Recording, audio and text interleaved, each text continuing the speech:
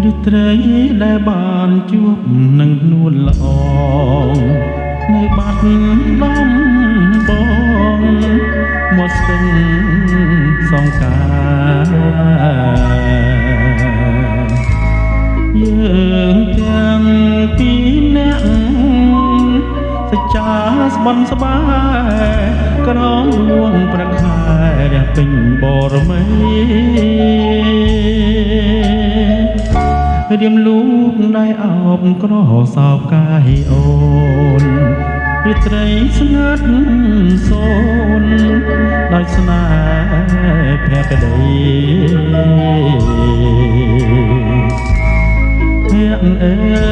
យភក្អូនញញឹមមានន័យប្រហាក្លិនស្រីជាប់នឹងដៃបង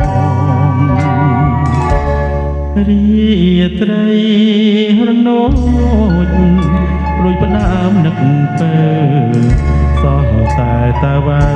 សោះសាបឆ្លើយឆ្លងជុំនួងពីងអូនដែលធ្លាប់សាសងនៅបាត់ដំបងមាត់ស្ទឹងសង្ការ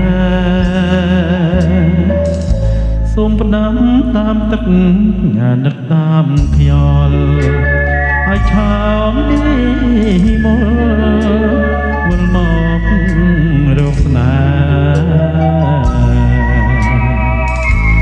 ដូចរាត្រីកាពេញបរមីខានាស្ទឹងសង្កែក្រុងបាត់ដំបង